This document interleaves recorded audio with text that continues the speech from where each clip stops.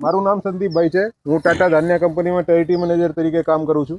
આજે આપણે મોહબ્બતગઢ ગામમાં આવ્યા છે અને અહીં આપણે એક પ્રગતિશીલ ખેડૂતે આપણી 1107 ગોલ્ડ વેરાયટી લગાવી છે મકઈની, તો એનો અભિપ્રાય લઈએ।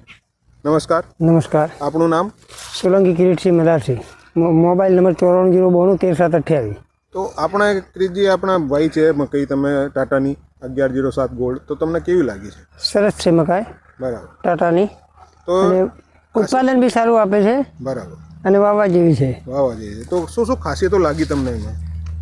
ઘાસચારામાં બરોબર છે, અને ડુંડા બી ભરાવદાર આવે છે। ભરાવદાર આવે, જો એનો ડુંડા એ ભરાવદાર આવે, ટોચ સુધી ભરાવદાર છે, થોડું તમે જોઈ શકો છો, બરાબર।